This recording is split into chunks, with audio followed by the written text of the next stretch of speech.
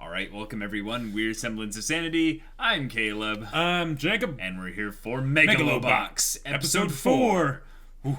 They have some big shoes to fill, or big gloves to fill after that last episode. So good. Yeah. So good. In particular, now we have to figure out what's their gear situation going to be. Right. Are they going to go with the whole thing of the gear doesn't make the man makes the gear. Yeah. So it doesn't matter what gear we get as long as it's, decent.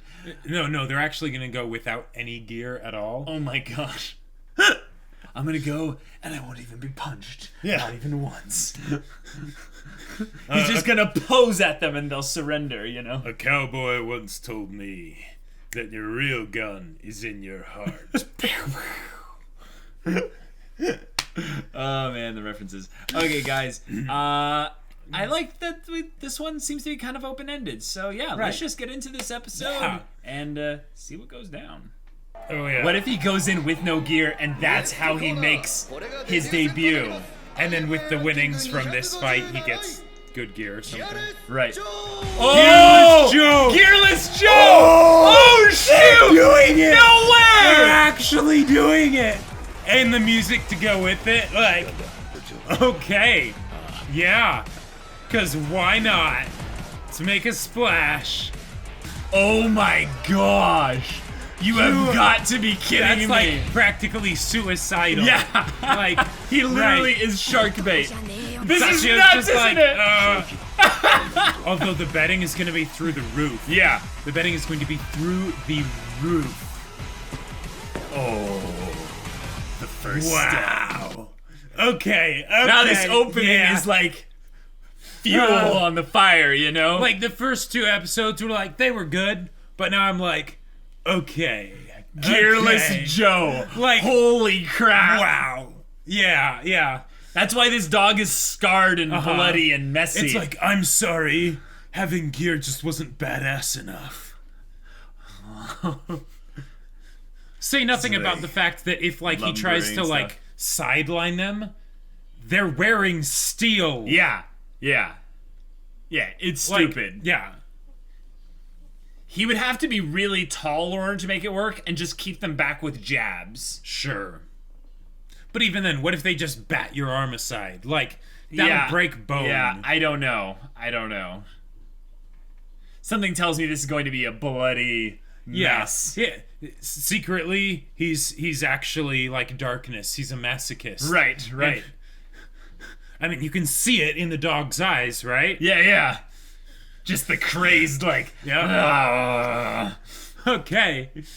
All right, yeah.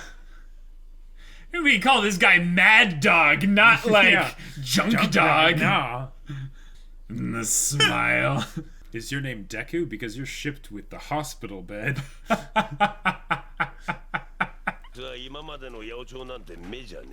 Oh. Dang, yeah. Holy crap. And he's crazy enough to actually go along with this. Yeah. Whoa, 3 fights, not just this one.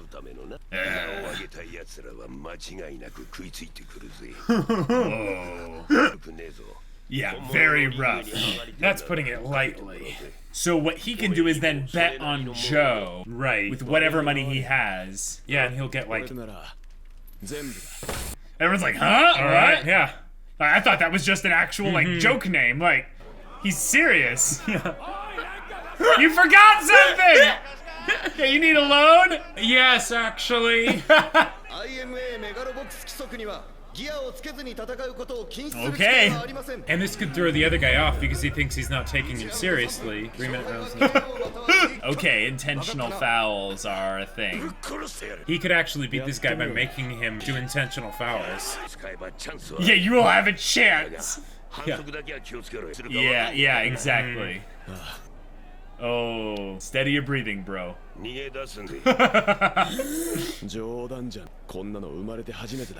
Oh, this is the tingly feeling, yeah. At least he has a mouth guard for his teeth. Right. So he's not completely gearless, Okay, good. Oh! A good strike. Yeah.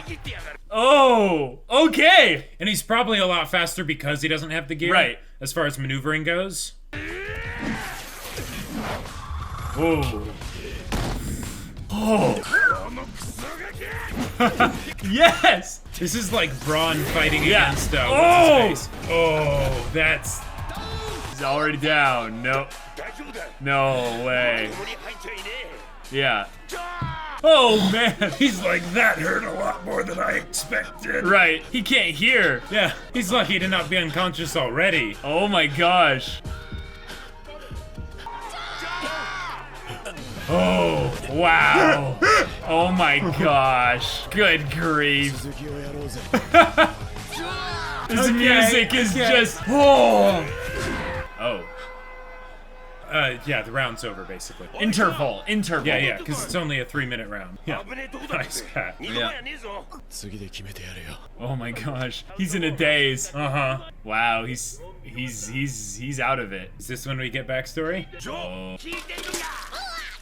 Oh, crap.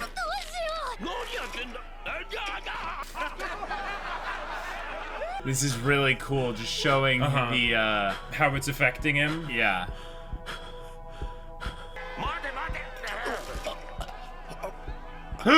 Yeah. Yeah. I don't know, he might be... Whoa. He's just feeling sluggish and slow because of the Well, hit. yeah. Let's dance with death. Oh my gosh. All right. He might be actually scared now. Like, Yeah, I think that's it. That's gotta, yeah. well, yeah.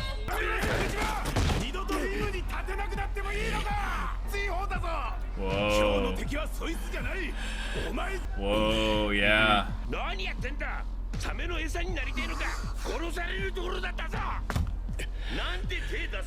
I'm really worried here because like something's off. He seems to be getting back into it now, though. And this is the last round, I think, so. Oh.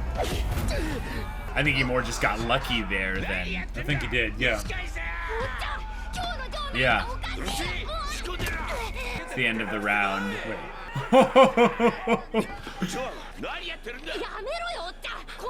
Yeah, there's something going on here.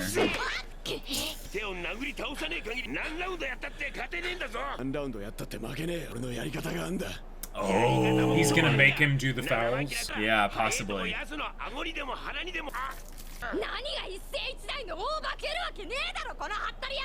Oh, call him out.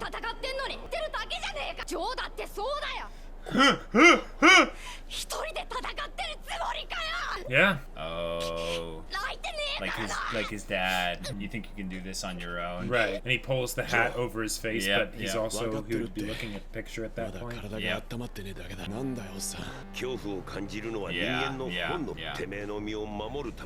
Look at Joe's his compass. not willing to admit that he's actually scared. Yeah.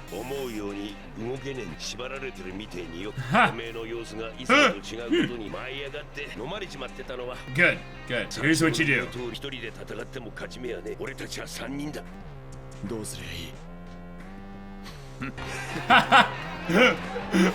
Float like a butterfly, sting like a bee. Yep.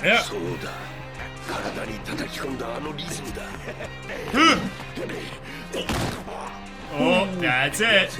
Yeah. All right.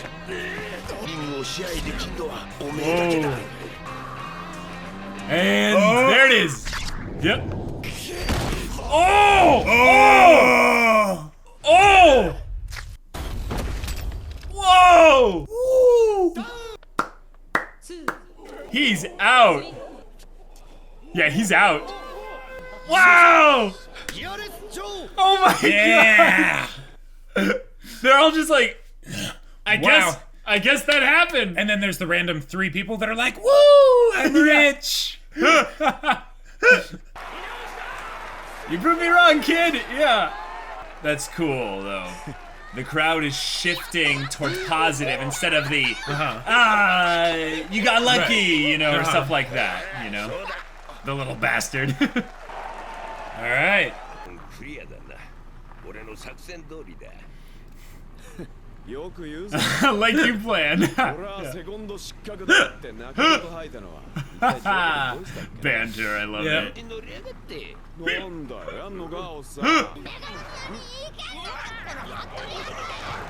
Whoa. Eyes on the road, eyes on the road. Yeah. He said that in his sleep! Yeah. He said that in his sleep! I thought he woke up! We're going into the next fight. Alright. Oh my gosh. Setting up another big fight. Wow. So, he's not only that, they're getting a look at the way other people fight in order to, He's bulking up. Oh, he is bulking up. That's true. Those arms were a lot smaller before. Because he doesn't have gear, so... Hey, there, yes! Oh, they're getting him hyped up. That's true. Awesome.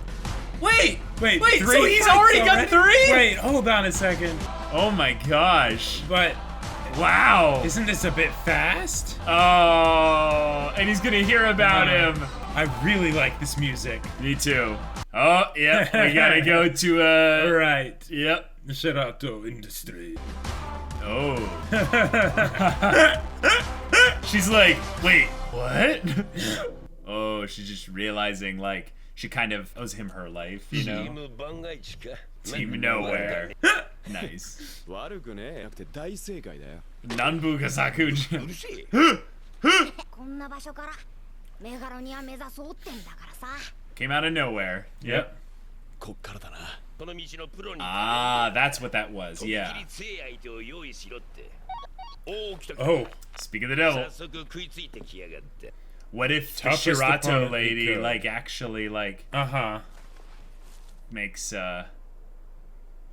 something happen here. Okay.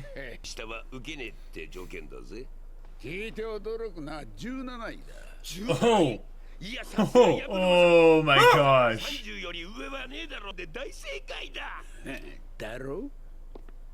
Oh crap, yeah.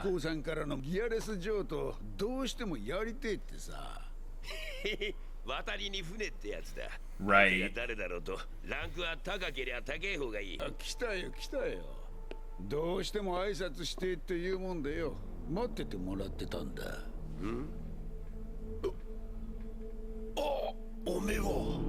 Who's this? Yeah.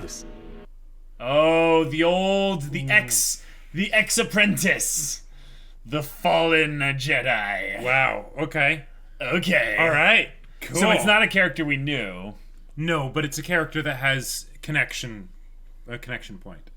Right. So now, he's more of wanting to beat his old coach, probably. Right. Now, here's my question. If they've shown him going gearless 3 times now, and did it say that he was going to go gearless for all 5 or just for 3 of the 5? I don't think so. He could go gearless for all 5, but I doubt it. I think they tried to make the point of saying that the 3 gearless fights will build the reputation of Gearless Right, get Joe. him on the map, basically. Now, the question is can they actually give him gear because he's built up this reputation as right, being, exactly, yeah. you know, gearless and stuff. Mm-hmm. So... Yep. And in a lot of ways, that might actually help him not having gear because they won't be used to fighting someone without gear. So there might be like little tactics and well, no, I know, but the idea that like the things like running away and doing a lot of that stuff because he probably will be faster. Yeah, I think the more correct thing is he'd be more nimble. He won't be actually faster. like his arms won't be faster, right? But his feet will probably be faster. Less. He'll weigh less. He'll weigh less. Yeah. But they really sped through that. They went through that exceptionally quick. So I want to give them props for that because I thought that this show would be more about the boxing actually than it's seeming to be. But it seems to be more about the actual like prep and all the stuff around the boxing and the boxing itself. Just as really much as the boxing in a lot of ways. Because I thought it'd be more like 80% boxing and 20% the other stuff. Sure, but this was like I mean they did a really good job with that first match. They did a great job of having Joe actually get scared and have them be like, okay, we don't know what to do because we're not used to this kind of situation where we're kind of out of our depth. But then they figured it out. They weren't eaten by the shark. Yeah, the value of having this fight be the one that sets the tone for the others is that you don't have to show the others if the story is written in such a way that he's going to win anyway. So what you do is you focus on the tension, the conflict, the buildup, if you will, on the things that matter more, which are the things that directly tie into the characters. And I think the reason why this fight was actually shown at all beyond just the idea of showing how he can beat someone with gear is that he needs to be shown dealing with fear. Right. Now, this is something that I think might also be the other way that he does the little cliff threat jump thing. The breaks at the last second thing. Smashing his fears. It's actually what All Might does in My Hero Academia. Is he does these daredevil things to trick the fear inside him. Okay. So he's trying to become fearless?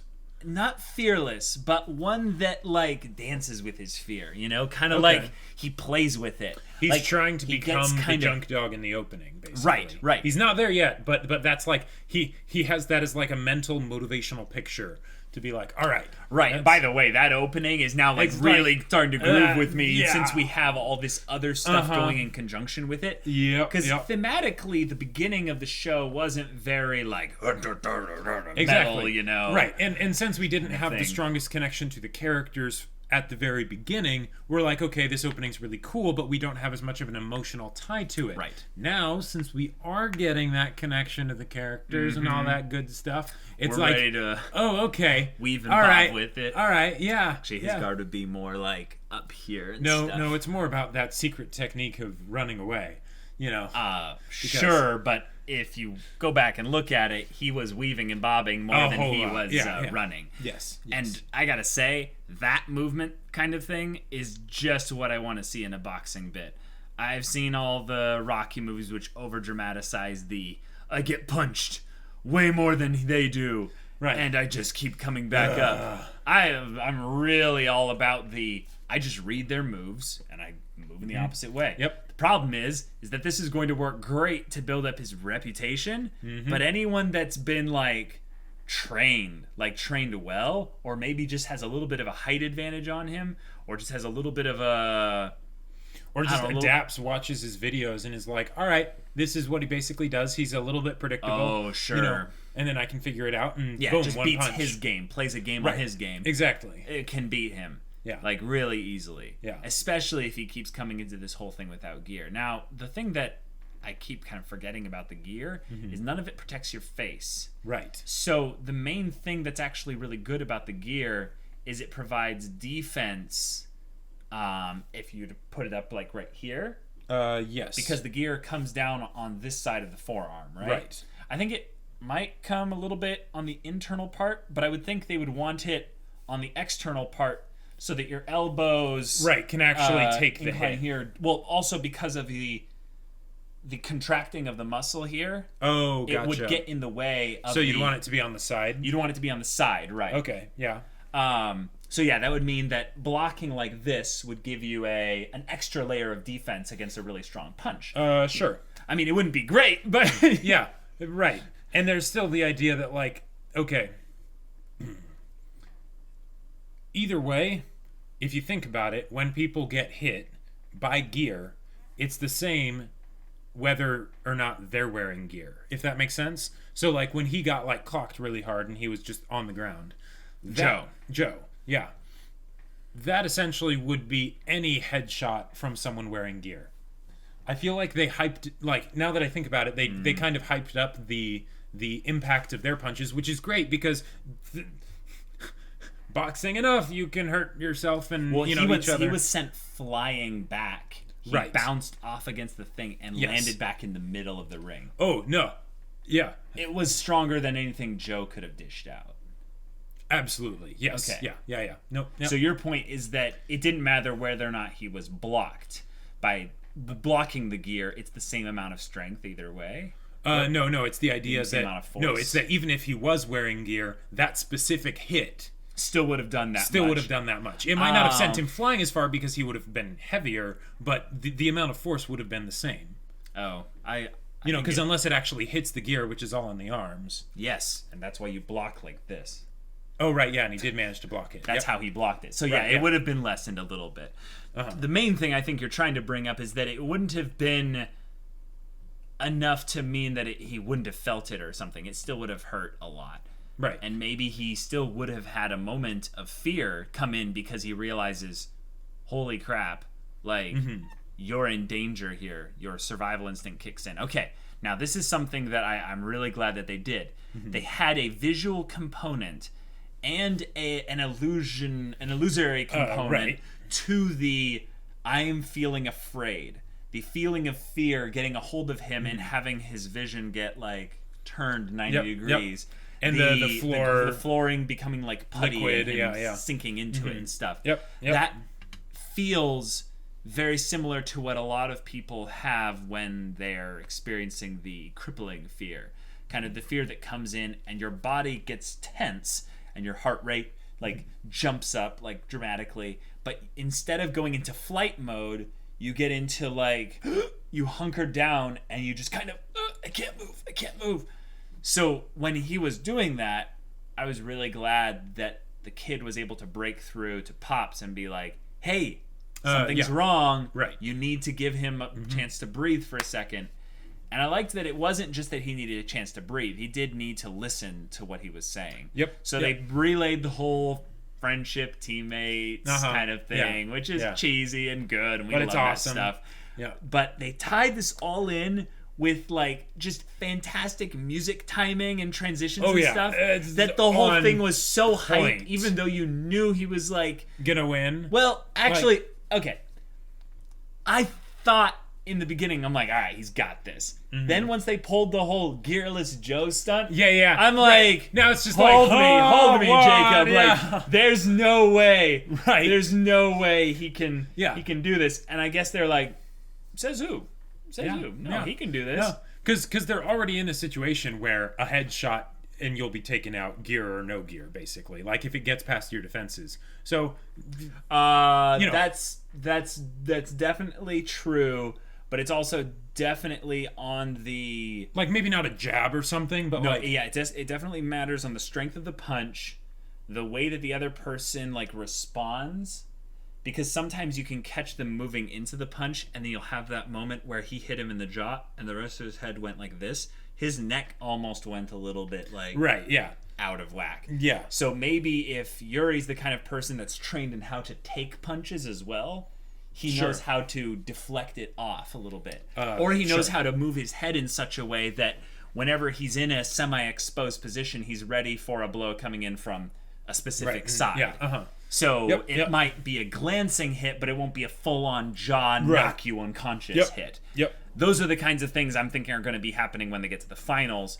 But they're introducing a story element, backstory on Pops, not Joe, which is odd. I mean, sure, I'm all for it because like okay, they've been doing a great job with Joe of having it be about his responses to things, especially in the last couple episodes. And that's how we sort of get to know him, right? Not necessarily where he came from, but more of the kind of person that he is right now. For sure. So in that sense, I'm all for it and excited.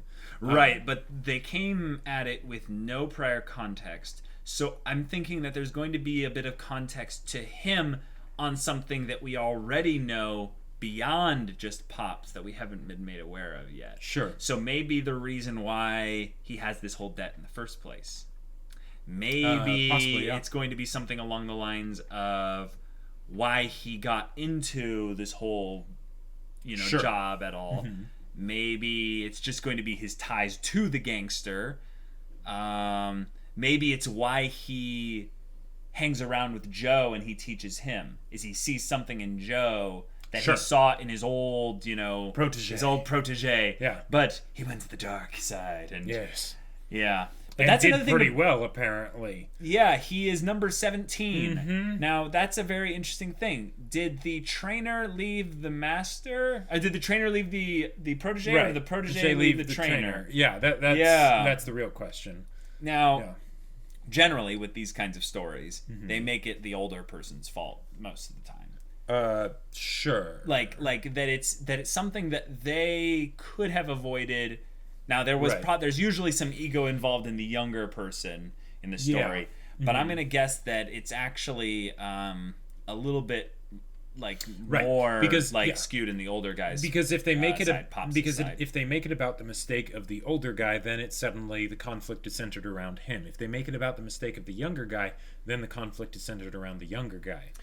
Well, no. My point is that if you make the conflict responsibility be centered around a character that we already care about more, the conflict as a whole becomes more important. Exactly. But if you you get it. Okay, cool. So we don't want the story to be more centered around this younger guy.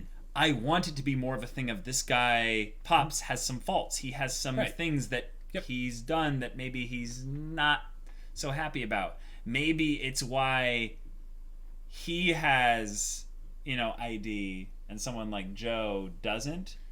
Possibly. It could also have to do with maybe the whole thing of like why he is so quick to like brush off Sachio. Sure. Maybe that's just possible. the thing of like it's a little kid, But it would be crazy if this was his actual son, though. Yeah. Whoa. And Joe is like a son, a new son to him. If that what? I love it. If that's the good kind of cheese. Yeah. That's the good kind of cheese. I like it. I don't think they're gonna do that because he called him coach, not. No, but that's how you insult your dad. Yeah. Well, is that he calls him Pops, and his own son calls him Hey Coach. Right. Oh. Yeah. I outgrew you. I'm sorry, son. I know I failed you and stuff, and I couldn't get you. Maybe they're gonna. Oh man, I kind of want it now to be that. Actually, they're not gonna do that. They're not gonna do that. I mean, we thought they wouldn't do the Gearless thing. Yeah, too. that was, and they did that. Was something like as a way to basically hype up Rule of Cool. Yeah, like Rule of Cool. Because, come on, guys. With something Rule of Cool, with something unrealistic, like Megalo boxing and all that. How do you hype up the things that you're seeing happen? Because they're things that you have never seen happen in real life before, so you don't really have a grid for it. You just have what the show's shown you. And with a short show like this, that can get a bit harder to do. But by basically saying, it's like boxing, but with mechanized punches. Whoa, okay, I don't know what that's like. But this guy, no, he's just going to fight without the mechanized punches. He's just going to be regular punches. Oh. Awesome. Oh no. Yeah. You're dead. Ay, caramba. So yeah, we have theories about the new guy coming in here. If Joe beats number 17, he almost jumps like a bit too high, doesn't he? Well, okay, if they are only going to have 5 matches before the final 4, I mean, he needs, this is about what he'd have to do around this time in order to get to the final 4. Well, I think this is also one of those moments where they could actually have Joe lose. Oh, but that... Because here's the thing. If they set up... Wait a minute. No, they brought this up very subtly. No, you don't know what I'm about to talk about. Shirato, she was looking at the computer, and they had 3 faces already chosen for the semifinals. Okay. And they're looking for one more. And she was highlighting Joe, and she's like, huh. And then she did the instinctive, grabbing her hand because she was trembling from when she almost died. Right, yeah. And she had this kind of intrigue look on her. Right. So I think she's going to be watching him, and she might veto maybe there's a group ruling on who would be the 4th person to get in, and she's like, no, we want this guy in, get him in. Well, and she's like, the debt is paid then, that'll be her because on her end I think she feels guilty still about that whole thing. I don't think they're gonna do that though, because they've said many times we need 5 wins. No, I know. I'm saying that it almost doesn't matter whether or not he gets 5 wins or not, so long as he gets to Megalonia or the so long as he gets to the final 4. And what I'm saying is that he could get into where he's, say, number 15, right? and they look at this and go, what's going to bring in the most television ratings? What's going to bring in the most thing? And they're like, and she makes a very compelling argument that we should bring in Gearless Joe. The fans are going to love it. They're going to eat this up. And she's going to do the whole business thing to them. And the people that are like, we don't want a death on live television. like, especially like this, because it would be an insult to megaloboxing or something like that. Well, they've already had the people saying, like, and it's a brutish sport and all that, you know. Right. But I think that she's just going to go overruled and, like... Yes, I know. So, I just want to say that, but you go ahead. What are you going to say about how the fight with the new... character introduced. I mean, I have no idea. They did the whole thing of like skipping past the next two fights, so we don't know for sure whether he's going to still be Gearless Joe or not. It seems like I didn't. Oh yeah, we can talk about that. I actually missed the part where they said whether it was going to be 3 or not because visuals. Okay, they said 3. Okay. They said 3. All right. But the thing is then they had a line where they were talking about in sequence like, "This is my plan. Gearless matches, 5 wins," and all that. Right. And the thing is they separated them all by commas. So I'm like, so are the gearless matches not tied to every single one of the wins, or they are? Right. Or are they? Yeah. Like, it was very unclear. I would say that if we went back and looked at it, there's a higher likelihood, because he's named Gearless Joe, right, that he might be going gearless at least until the finals. The thing that makes me disagree with that is because him being called Gearless Joe versus like the practicality of it. I think that at some point he can't fight Yuri gearless. Right. That's my point. Yeah, the idea that because megaloboxing exists in this world. Right. Because regular boxing wasn't good enough, right? So they make megaloboxing. Now, you would think that they would basically have designed it in such a way so that they're like, this megaloboxing is just better than regular boxing. I mean, it is. It is. But if you have someone that can go gearless and go the whole 9 yards, then there's the question of why have megaloboxing? Why not just go back to boxing? Because then other people will be like, maybe that's actually a worthwhile strategy because it does make you more nimble, even though it's super stupid and risky. What if megaloboxing, they're going to get into a little bit of the world building here, what if megaloboxing was just the word branded for global boxing and there was no gear attached with it, and then recently the companies started coming in and bringing in tech into it to spice things up, so when he said you're not doing real megaloboxing, what he's actually saying is, you're doing this all in the fake way with the gear and stuff. If you were a real man, if you were a real megaloboxer, I think he was that totally could be it, but I agree. It's not he was a great still theory. using gear. He was point. using gear too, Like, but he was also using integrated like cyber gear. That's like made him basically. Why don't we just cyborg. turn you into a robot? Let's just get rid of the person completely. Yeah. Right. Mm-hmm. I mean, the brain and all that. Well, yeah, but why not just have Goes it be to the something shell. that's programmed? Yeah. Let's just build a General Grievous or something. Right. Like. Yuri's like, what about my ghost? He's actually like, you're right, I am just a machine. And then his head opens up. Oh my gosh. This is a hype episode. This was a very hype episode. They did a full fight, and they did the montage bit. With and instead of having music. it be on training, they had it be on the actual fights. Right. I'm just impressed. I'm just impressed that this show goes at the pace that it is. Right. Because it has moments where you're like, oh, good, this is one of those slow world building kind of shows. And then they're like, 3 fights. Yeah. One episode. Right. Exactly. Boom. Yep. All while having an amazing soundtrack to back it up and some not too shabby visuals. And an animation. Oh my gosh, the animation. The part where is gross. But the part where Shiminaji, the shark guy, when he got knocked out and the foam just spittle just flew out of his mouth, he just slacked him when he hit the ground and his head hit like, back after his gear on the back hit, I felt that. Yeah. Like, this show does the whole ambiance of pulling you into this world, like, in an immersive way. Like, when I say ambiance, I'm talking about all the background things. Some of the, like, plot mechanics of the Megalo boxing stuff can be a little immersion breaking in some ways, but rule of cool, who cares? So the main thing though is just that this whole setting, this whole the whole presentation of this is just done near perfectly. Like one of the things I was a little bit worried about when like we started getting into this is I'm like, okay, if this is like mech punching basically, right? Will the mech punches end up feeling just like regular punches? Because when you do punches, especially like we've seen this in like superhero shows and stuff, right? Where the fights all devolve into just basically punch fests, right? And the punches don't seem to do anything to the opponent, right? Yeah. They lose that feeling of impact and like, oh, that hurt, right?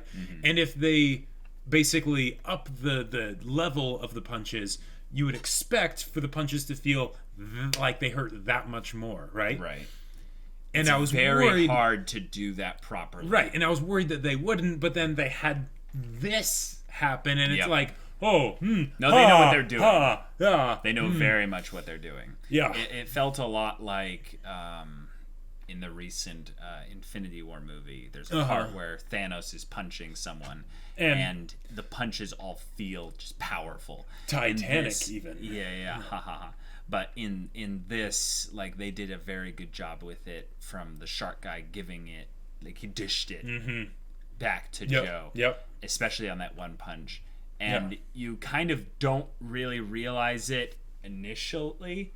Like, the sound, you go, oh! But then you see him just going, you're like, oh, he's lost his footing. Oh, he's hitting the side. Oh, he's bouncing off. Oh, crap, he hit his head really hard. And then his eyes just being, like, pointing nowhere in particular. That's the other thing, was the after effects of feeling the punch. I was completely immersed in that. So great stuff. Looking forward to more, guys. Yeah. Woo! Good. All right, guys. If you want to watch the next episode's reaction right now, go check out the link in the description below for our Patreon. You can get on early access there. You can watch full-length reactions there. And all this comes with Discord access, so you can chat with us about stories or whatever. If any of that interests you, we'll see you there. But until then, we're Semblance of Sanity. I'm Caleb. I'm Jacob. And we'll see you all next time.